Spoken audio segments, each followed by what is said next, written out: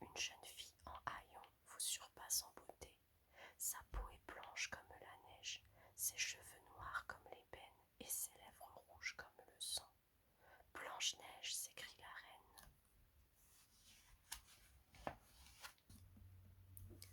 Au même moment, Blanche-Neige travaille en chantant. Sa jolie voix attire un jeune prince qui passait par là. Surprise par son apparition, la jeune fille se réfugie à l'intérieur du château. Le prince tombe amoureux d'elle au premier regard. Pour toi, je le proclame, je n'ai qu'un chant d'amour, chante-t-il. Séduite, Blanche-Neige lui envoie un baiser.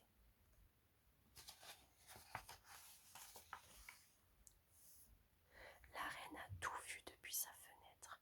Dévorée par la jalousie, elle convoque le chasseur du château. Conduis Blanche-Neige dans la forêt dans un lieu isolé, et là tu la tueras. La princesse s'étonne le chasseur. Silence, si tu échoues, tu seras mise à mort. Et n'oublie pas de me rapporter son cœur dans ce coffret.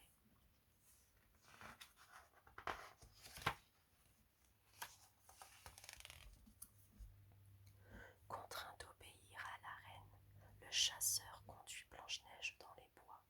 La jeune fille cueille des fleurs en pensant à son prince, quand soudain elle trouve un oisillon perdu. Bonjour, toi, lui dit-elle doucement. Regarde, tes parents sont là. Agenouillée dans l'herbe, elle ne voit pas que le chasseur dégaine son couteau. Quand la jeune fille se retourne, le chasseur s'apprête à la poignarder, mais devant le visage terrifié de Blanche-Neige, sa main tremble. Il lâche son couteau. Je ne peux pas, s'écrie-t-il en tombant à genoux. La reine est folle de jalousie. Elle m'a ordonné de vous tuer. Vite, mon enfant, partez et ne revenez jamais.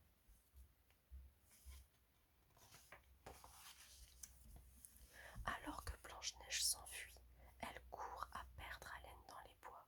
Bientôt la nuit tombe, la forêt s'emplit d'ombres menaçantes. Des branches s'accrochent à la jeune fille, comme autant de doigts crochus. Terrifiée, épuisée, elle finit par se jeter au sol en sanglotant. Au petit matin, des animaux s'approchent de Blanche-Neige avec curiosité. Que faites-vous quand tout va mal leur demande-t-elle en séchant ses larmes. Des oiseaux lui répondent en sifflant. Vous chantez, s'écrie-t-elle. Reprenant espoir, elle chante à son tour, entourée de ses nouveaux amis. J'ai le cœur en fête à présent, dit Blanche-Neige aux animaux, mais je vais avoir besoin d'un abri. Connaissez-vous un endroit où je pourrais passer la nuit?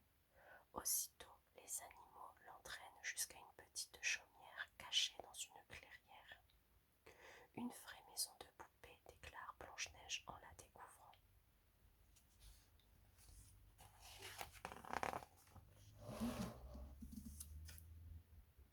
C'est sombre à l'intérieur, ajoute-t-elle en regardant par le carreau sale de la fenêtre.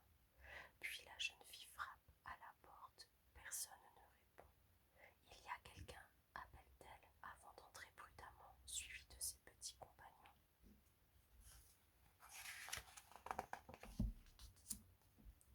Il y a 7 petites chaises, observe Blanche-Neige à l'intérieur. Il doit y avoir 7 enfants, et si j'en juge par la saleté de cette pièce,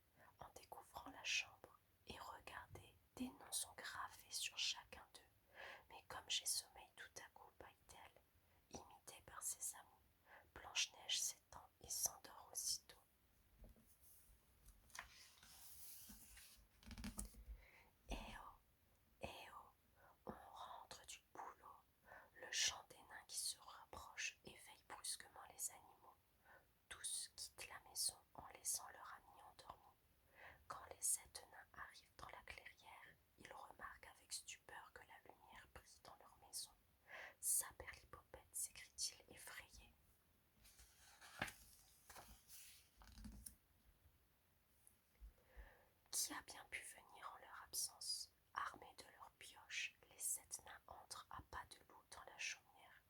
Regardez, toute la pièce est propre, s'écrie Prof. L'évier est vide, s'étonne Atchoum. On a volé notre vaisselle. On ne l'a pas volée, on l'a rangée dans le buffet, constate Joyeux stupéfait.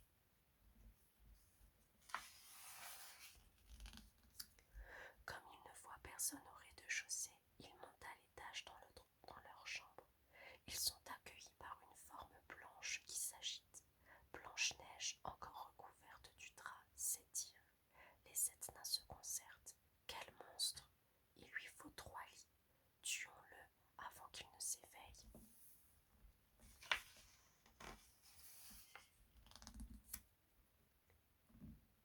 Brandissant leurs pioches, les 7 nains s'approchent de la forme endormie et découvrant Blanche-Neige. Qu'est-ce que c'est? Interroge Joyeux. C'est une jeune fille, répond Prof. Elle est belle, ajoute timide en rougissant. Chut, dit Dormeur, vous allez la réveiller. Qu'elle se réveille, râle Grincheux, elle n'a rien à faire ici. En effet, le bruit tire Blanche-Neige de son sommeil. Effrayés, les 7 nains se cachent au pied des lits. Mais vous êtes des petits hommes, constate Blanche-Neige en les apercevant. Laissez-moi deviner vos noms, je les ai lus sur vos lits. Toi, tu es Prof, déclare-t-elle. Toi, tu es timide. Toi, tu es Dormeur. Et toi, tu es Atchoum. Toi, tu dois être Joyeux, réplique ce dernier. Et lui s'est simplé, il ne peut pas parler. Quel dommage, reprend Blanche-Neige. Quant à toi, tu dois être Grincheux, dit-elle au dernier nain qui la regarde d'un air bougeant. Quant à moi, je suis la princesse Blanche-Neige, conclut-elle. J'ai dû m'enfuir car la reine veut ma mort. Si vous me laissez rester ici, je m'occuperai de la lessive, du ménage, et je vous ferai des gâteaux. Les 7 nains acceptent de bon cœur avant d'observer avec fascination les talents de cuisinière de leur nouvelle amie.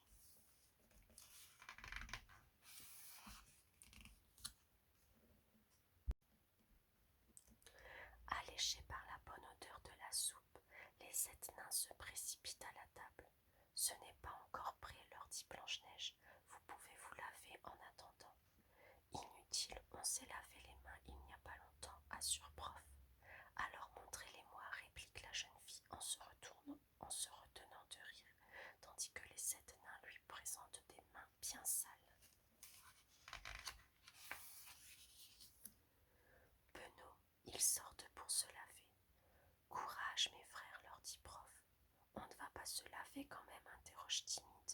Mais si, ça va faire plaisir à la princesse, répond Prof. Ils s'acquiescent et se lancent courageusement dans une toilette énergique. Seul Grincheux boude dans son coin.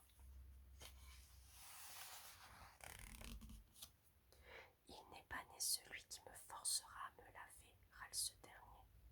À peine Grincheux a-t-il prononcé ces mots que ses frères se jettent sur lui et le plongent dans l'eau.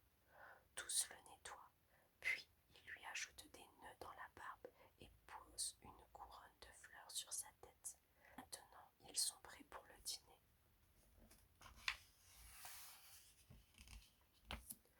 Au château, la reine interroge à nouveau son miroir magique. Mais une fois de plus, sa réponse n'est pas celle qu'elle espérait. Dans la chaumière des 7 nains demeure Blanche-Neige, déclare le miroir. C'est elle la plus belle.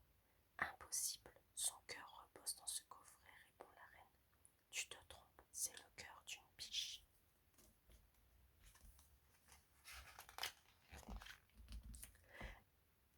La reine est furieuse d'avoir été trahie par le chasseur. Puisqu'elle ne peut se fier à personne, elle s'occupera elle-même de Blanche-Neige. Elle descend dans les caves du château où elle pratique la magie en secret. Là,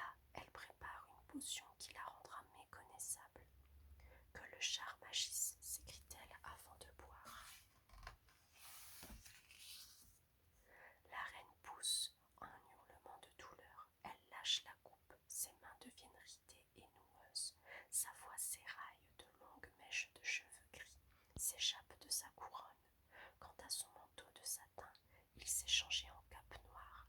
La reine ressemble désormais à une horrible vieille femme. Elle se penche à nouveau sur son grimoire à la recherche d'une recette de poison. J'ai trouvé le sommeil de mort. Un seul morceau de pomme trempé dans ce poison plongera Blanche-Neige dans un sommeil éternel. Relevant la tête, elle éclate d'un rire diabolique. À la chaumière des 7 nains, l'heure est à la fête. Après le dîner, les 7 frères ont décidé de célébrer en musique l'arrivée de Blanche-Neige. Même Grincheux se joint au concert. Quant à Simplet, il s'est perché sur Hatchois pour danser avec la princesse.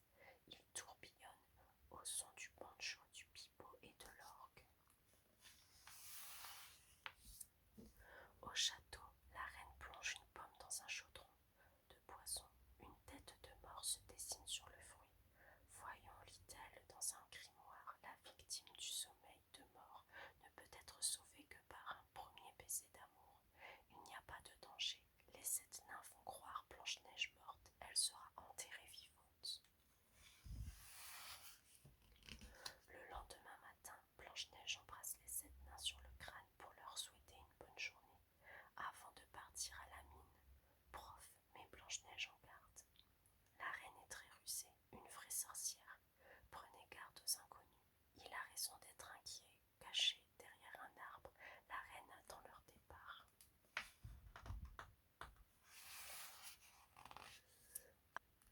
Alors que Blanche-Neige pétrit de la pâte, elle est interrompue par une vieille dame qui apparaît à la fenêtre. « Tu es seule ?» demande-t-elle. « Qu'est-ce que tu prépares ?»« Des tartes aux prunes » répond Blanche-Neige. « Les tartes aux pommes, c'est ce que les hommes préfèrent » réplique la vieille femme en lui montrant le fruit empoisonné. Tout à coup, les oiseaux, amis de Blanche-Neige, interviennent, contrairement à la jeune fille qui ne se méfie pas. Ils ont bien senti que cette marchande est dangereuse. Ils tentent de la chasser en voletant autour de son visage. « Vous n'avez pas honte d'effrayer cette pauvre vieille dame » s'écrie Blanche-Neige en les chassant.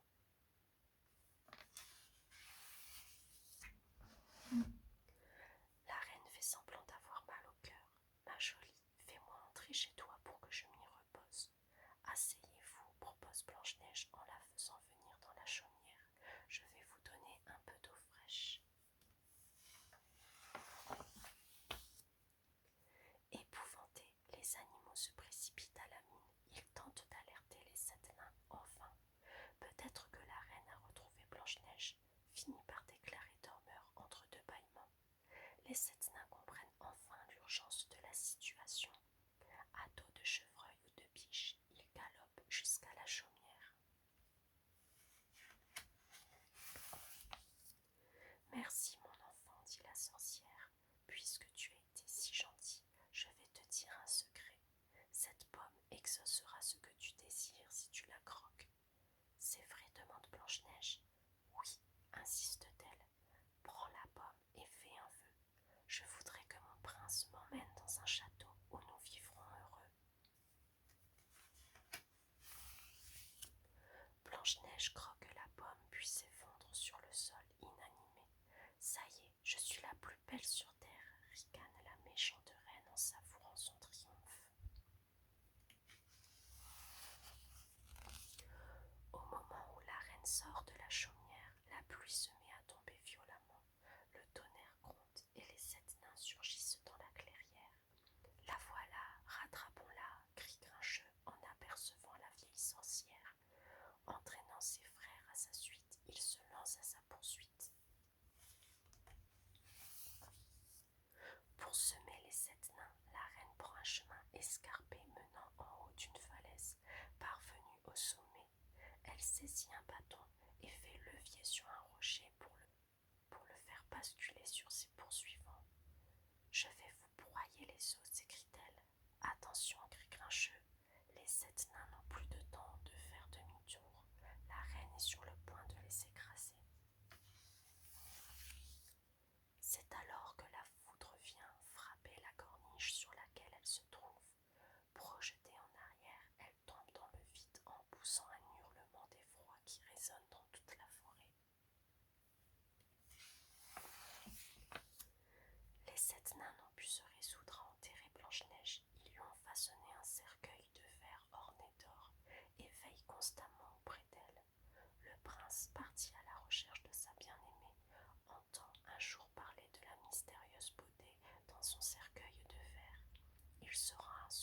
son chevet. Il reconnaît la jeune fille qui chantait près du puits, mais il est trop tard pour lui déclarer une nouvelle fois son amour. Avec tristesse, il se penche sur Blanche-Neige et dépose un baiser d'adieu sur ses lèvres. Sans le savoir, le prince lui donne son premier baiser d'amour, brisant ainsi le sortilège dont elle